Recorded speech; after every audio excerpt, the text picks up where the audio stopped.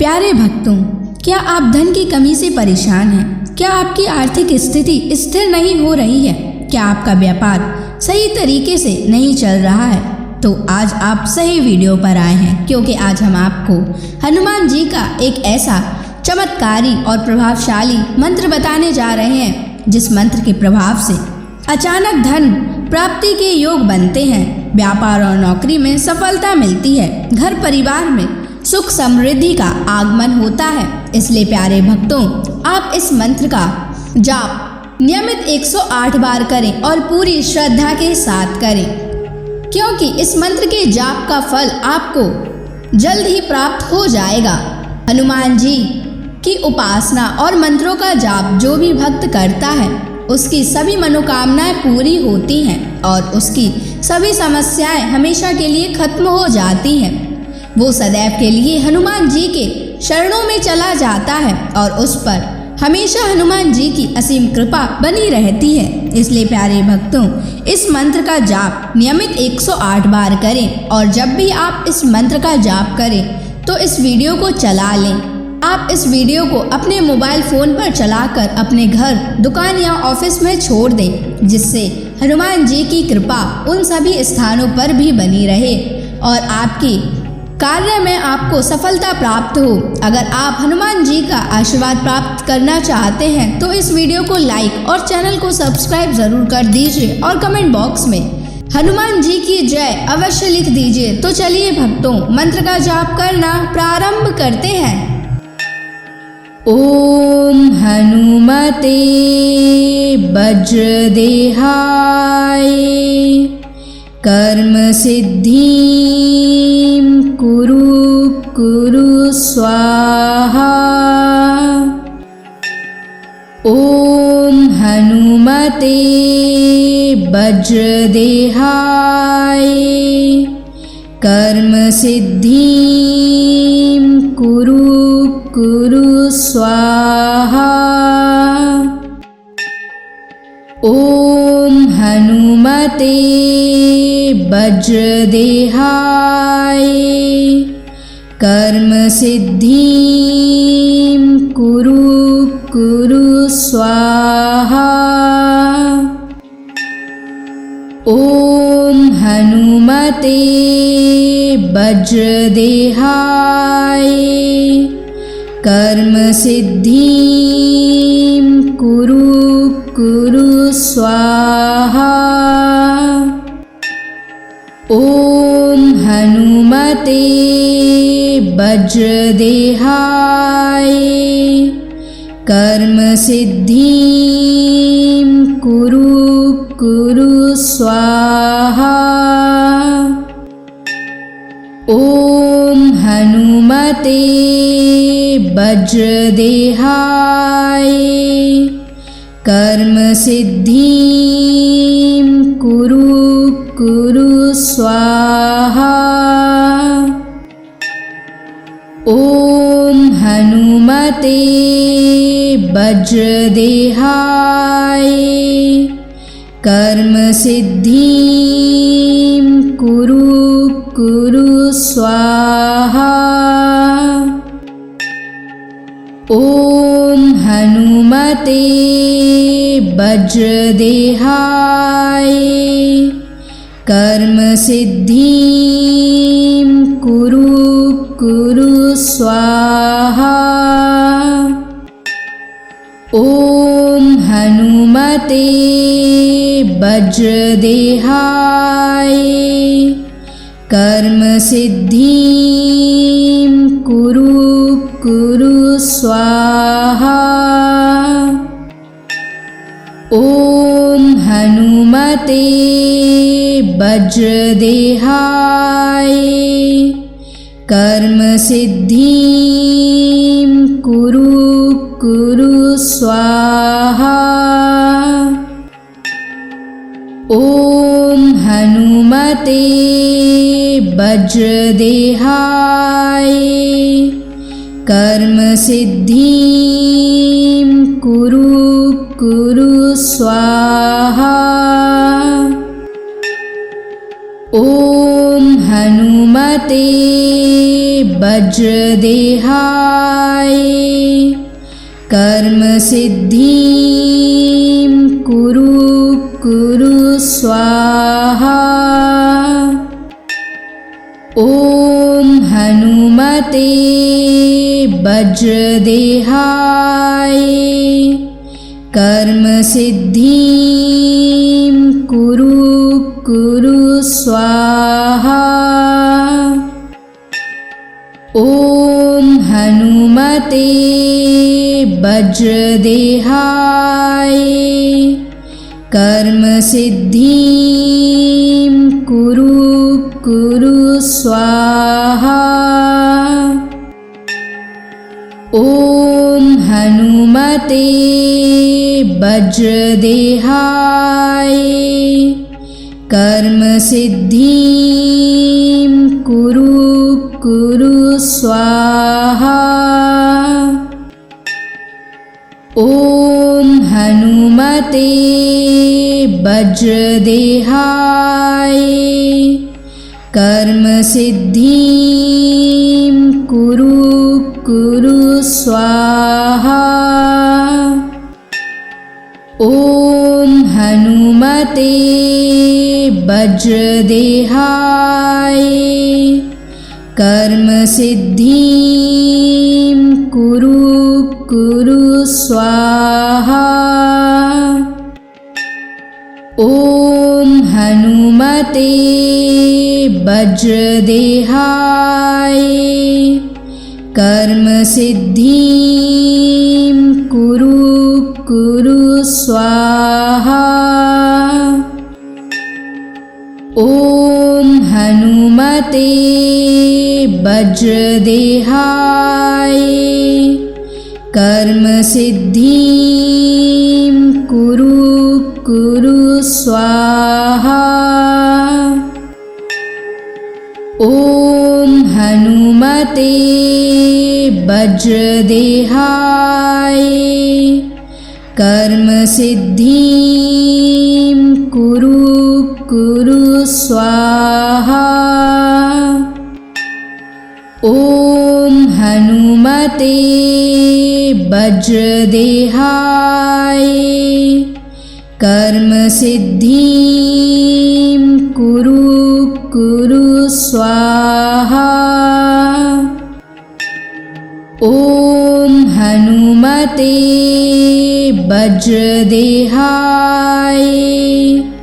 कर्म सिद्धिं कुरु कुरु स्वाहा। ॐ हनुमते वज्रदेहाय कर्म सिद्धिं कुरु कुरु स्वाहा। ॐ हनुमते वज्रदेहाय कर्म सिद्धिं कुरु कुरु स्वाहा। ॐ हनुमते वज्रदेहाय कर्म सिद्धिं कुरु कुरु स्वाहा। ॐ हनुमते वज्रदेहाय कर्म सिद्धिं कुरु कुरु स्वाहा। ॐ हनुमते वज्रदेहाय कर्म सिद्धिं कुरु कुरु स्वाहा। ॐ हनुमते वज्रदेहाय कर्म सिद्धिं कुरु कुरु स्वाहा।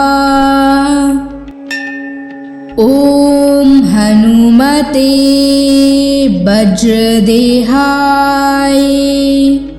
कर्म सिद्धिं कुरु कुरु स्वाहा। स्वाहा। ॐ हनुमते वज्रदेहाय कर्म सिद्धिं कुरु स्वाहा। ॐ हनुमते वज्रदेहाय कर्म सिद्धिं कुरु स्वाहा। ॐ हनुमते वज्रदेहाय कर्म सिद्धिं कुरु स्वाहा। ॐ हनुमते वज्रदेहाय कर्म सिद्धिं कुरु स्वाहा। ॐ हनुमते वज्रदेहाय कर्म सिद्धिं कुरु स्वाहा। ॐ हनुमते वज्रदेहाय कर्म सिद्धिं कुरु स्वाहा। ॐ हनुमते वज्रदेहाय कर्म सिद्धिं कुरु स्वाहा। ॐ हनुमते वज्रदेहाय कर्म सिद्धिं कुरु स्वाहा। ॐ हनुमते वज्रदेहाय कर्म सिद्धिं कुरु स्वाहा। ॐ हनुमते वज्रदेहाय कर्म सिद्धिं कुरु स्वाहा। ॐ हनुमते वज्रदेहाय कर्म सिद्धिं कुरु स्वाहा। ॐ हनुमते वज्रदेहाय कर्म सिद्धिं कुरु स्वाहा। ॐ हनुमते वज्रदेहाय कर्म सिद्धिं कुरु स्वाहा। ॐ हनुमते वज्रदेहाय कर्म सिद्धिं कुरु स्वाहा। ॐ हनुमते वज्रदेहाय कर्म सिद्धिं कुरु स्वाहा। ॐ हनुमते वज्रदेहाय कर्म सिद्धिं कुरु स्वाहा। ॐ हनुमते वज्रदेहाय कर्म सिद्धिं कुरु स्वाहा। ॐ हनुमते वज्रदेहाय कर्म सिद्धिं कुरु कुरु स्वाहा। ॐ हनुमते वज्रदेहाय कर्म सिद्धिं कुरु कुरु स्वाहा। ॐ हनुमते वज्रदेहाय कर्म सिद्धिं कुरु कुरु स्वाहा। ॐ हनुमते वज्रदेहाय कर्म सिद्धिं कुरु कुरु स्वाहा। ॐ हनुमते वज्रदेहाय कर्म सिद्धिं कुरु कुरु स्वाहा। ॐ हनुमते वज्रदेहाय कर्म सिद्धिं कुरु कुरु स्वाहा। ॐ हनुमते वज्रदेहाय कर्म सिद्धिं कुरु कुरु स्वाहा। ॐ हनुमते वज्रदेहाय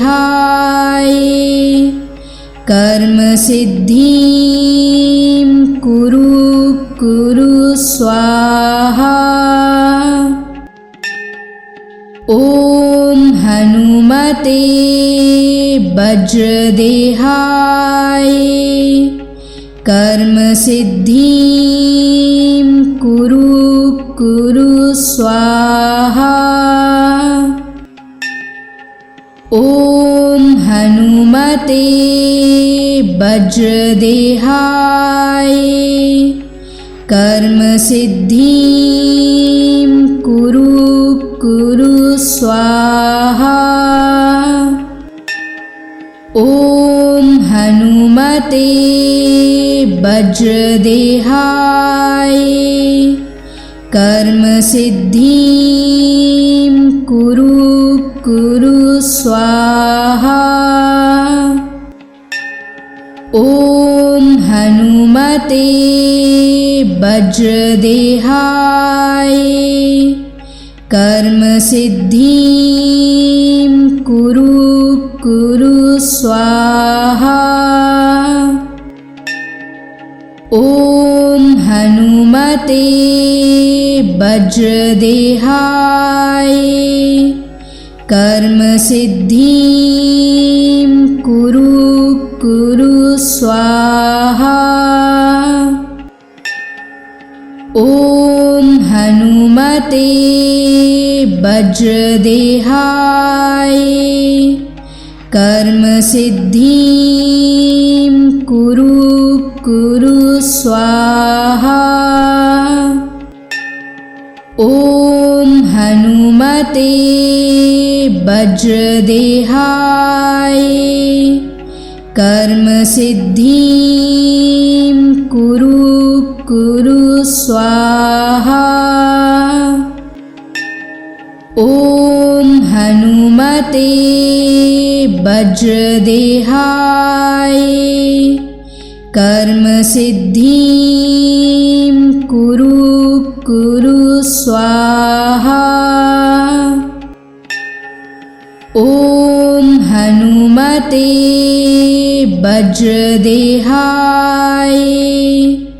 कर्म सिद्धिं कुरु कुरु स्वाहा। ॐ हनुमते वज्रदेहाय कर्म सिद्धिं कुरु कुरु स्वाहा। ॐ हनुमते वज्रदेहाय कर्मसिद्धिं कुरु स्वाहा। ॐ हनुमते वज्रदेहाय कर्मसिद्धिं कुरु स्वाहा। ॐ हनुमते वज्रदेहाय कर्मसिद्धिं कुरु स्वाहा। ॐ हनुमते वज्रदेहाय कर्मसिद्धिं कुरु स्वाहा। ॐ हनुमते वज्रदेहाय कर्मसिद्धिं कुरु स्वाहा। ॐ हनुमते वज्रदेहाय कर्मसिद्धिं कुरु स्वाहा। ॐ हनुमते वज्रदेहाय कर्मसिद्धिं कुरु स्वाहा। ॐ हनुमते वज्रदेहाय कर्मसिद्धिं कुरु स्वाहा। ॐ हनुमते वज्रदेहाय कर्मसिद्धिं कुरु स्वाहा। ॐ हनुमते वज्रदेहाय कर्मसिद्धिं कुरु स्वाहा। ॐ हनुमते वज्रदेहाय कर्मसिद्धिं कुरु स्वाहा। ॐ हनुमते वज्रदेहाय कर्मसिद्धिं कुरु स्वाहा। ॐ हनुमते वज्रदेहाय कर्मसिद्धिं कुरु स्वाहा। ॐ हनुमते वज्रदेहाय कर्मसिद्धिं कुरु स्वाहा। ॐ हनुमते वज्रदेहाय कर्मसिद्धिं कुरु स्वाहा। ॐ हनुमते वज्रदेहाय कर्मसिद्धिं कुरु स्वाहा। ॐ हनुमते वज्रदेहाय कर्मसिद्धिं कुरु स्वाहा। ॐ हनुमते वज्रदेहाय कर्म सिद्धिं कुरु कुरु स्वाहा। ॐ हनुमते वज्रदेहाय कर्म सिद्धिं कुरु कुरु स्वाहा। ॐ हनुमते वज्रदेहाय कर्म सिद्धिं कुरु कुरु स्वाहा। ॐ हनुमते वज्रदेहाय कर्म सिद्धिं कुरु कुरु स्वाहा। ॐ हनुमते वज्रदेहाय कर्म सिद्धिं कुरु कुरु स्वाहा। ॐ हनुमते वज्रदेहाय कर्म सिद्धिं कुरु कुरु स्वाहा। ॐ हनुमते वज्रदेहाय कर्म सिद्धिं कुरु कुरु स्वाहा। ॐ हनुमते वज्रदेहाय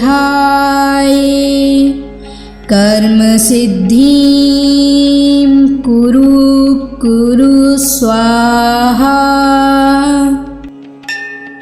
ॐ हनुमते वज्रदेहाय कर्म सिद्धिं कुरु कुरु स्वाहा।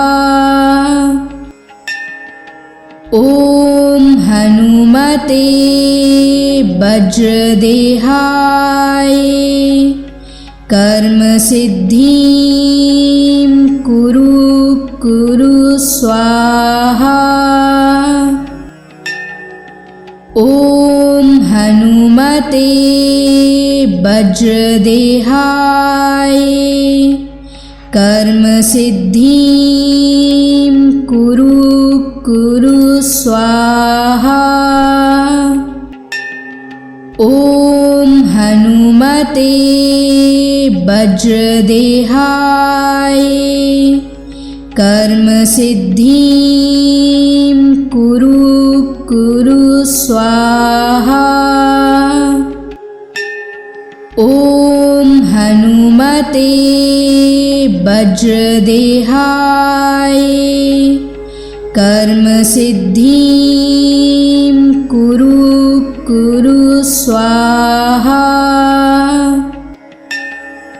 ॐ हनुमते वज्रदेहाय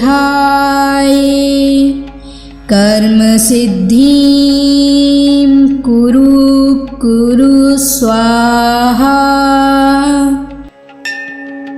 ॐ हनुमते वज्रदेहाय कर्म सिद्धिं कुरु कुरु स्वाहा। ॐ हनुमते वज्रदेहाय कर्म सिद्धिं कुरु कुरु स्वाहा। ॐ हनुमते वज्रदेहाय कर्म सिद्धिं कुरु कुरु स्वाहा। ॐ हनुमते वज्रदेहाय कर्म सिद्धिं कुरु कुरु स्वाहा। ॐ हनुमते वज्रदेहाय कर्म सिद्धिं कुरु स्वाहा। ॐ हनुमते वज्रदेहाय कर्म सिद्धिं कुरु स्वाहा। ॐ हनुमते वज्रदेहाय कर्म सिद्धिं कुरु स्वाहा। ॐ हनुमते वज्रदेहाय कर्म सिद्धिं कुरु स्वाहा। ॐ हनुमते वज्रदेहाय कर्म सिद्धिं कुरु स्वाहा। ॐ हनुमते वज्रदेहाय कर्म सिद्धिं कुरु स्वाहा। ॐ हनुमते वज्रदेहाय कर्म सिद्धिं कुरु स्वाहा। ॐ हनुमते वज्रदेहाय कर्म सिद्धिं कुरु स्वाहा। ॐ हनुमते वज्रदेहाय कर्म सिद्धिं कुरु स्वाहा। ॐ हनुमते वज्रदेहाय कर्म सिद्धिं कुरु स्वाहा। ॐ हनुमते वज्रदेहाय कर्म सिद्धिं कुरु स्वाहा। ॐ हनुमते वज्रदेहाय कर्म सिद्धिं कुरु स्वाहा। ॐ हनुमते वज्रदेहाय कर्म सिद्धिं कुरु स्वाहा। ॐ हनुमते वज्रदेहाय कर्म सिद्धिं कुरु स्वाहा। ॐ हनुमते वज्रदेहाय कर्म सिद्धिं कुरु स्वाहा। ॐ हनुमते वज्रदेहाय कर्म सिद्धिं कुरु स्वाहा। ॐ हनुमते वज्रदेहाय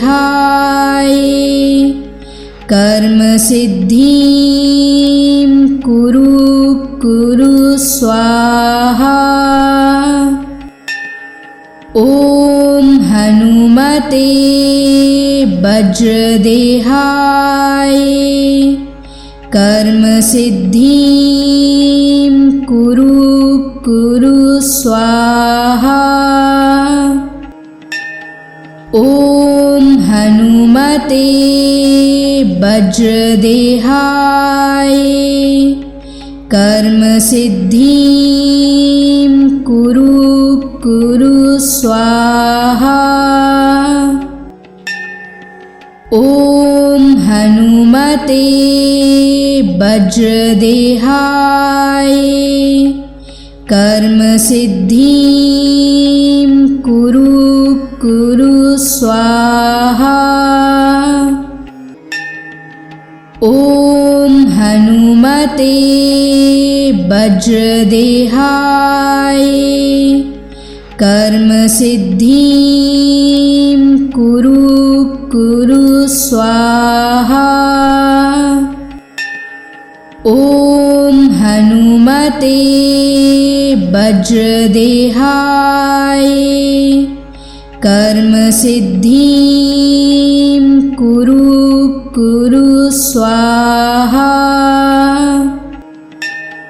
ओम हनुमते वज्रदेहाय कर्म सिद्धिं कुरु कुरु स्वाहा। ओम हनुमते वज्रदेहाय कर्म सिद्धिं कुरु कुरु स्वाहा। ओम हनुमते वज्रदेहाय कर्म सिद्धिं कुरु कुरु स्वाहा। ओम हनुमते वज्रदेहाय कर्म सिद्धिं कुरु कुरु स्वाहा। ओम हनुमते वज्रदेहाय कर्म सिद्धिं कुरु कुरु स्वाहा। ओम हनुमते वज्रदेहाय कर्म सिद्धिं कुरु कुरु स्वाहा। ओम हनुमते वज्रदेहाय कर्म सिद्धिं कुरु कुरु स्वाहा। ओम हनुमते वज्रदेहाय कर्म सिद्धिं कुरु कुरु स्वाहा। ओम हनुमते वज्रदेहाय कर्म सिद्धिं कुरु कुरु स्वाहा। ओम हनुमते वज्रदेहाय कर्म सिद्धिं कुरु कुरु स्वाहा। ओम हनुमते वज्रदेहाय कर्म सिद्धिं कुरु कुरु स्वाहा। ओम हनुमते वज्रदेहाय कर्म सिद्धिं कुरु कुरु स्वाहा। ओम हनुमते वज्रदेहाय कर्म सिद्धिं कुरु कुरु स्वाहा। ॐ हनुमते वज्रदेहाय कर्मसिद्धिं कुरु स्वाहा। ॐ हनुमते वज्रदेहाय कर्मसिद्धिं कुरु स्वाहा। ॐ हनुमते वज्रदेहाय कर्मसिद्धिं कुरु स्वाहा। ॐ हनुमते वज्रदेहाय कर्मसिद्धिं कुरु स्वाहा। ॐ हनुमते वज्रदेहाय कर्मसिद्धिं कुरु स्वाहा। ॐ हनुमते वज्रदेहाय कर्मसिद्धिं कुरु स्वाहा। ॐ हनुमते वज्रदेहाय कर्मसिद्धिं कुरु स्वाहा। ॐ हनुमते वज्रदेहाय कर्मसिद्धिं कुरु स्वाहा। ॐ हनुमते वज्रदेहाय कर्मसिद्धिं कुरु स्वाहा। ॐ हनुमते वज्रदेहाय कर्मसिद्धिं कुरु स्वाहा। ॐ हनुमते वज्रदेहाय कर्मसिद्धिं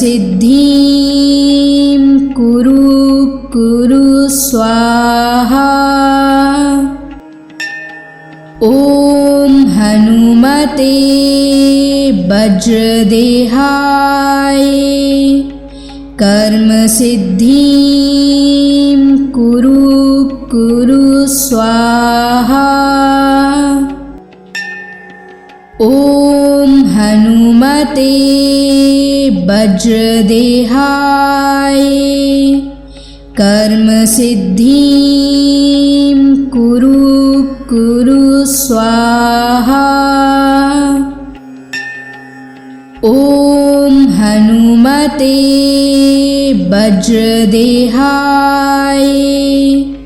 कर्मसिद्धिं कुरु स्वाहा।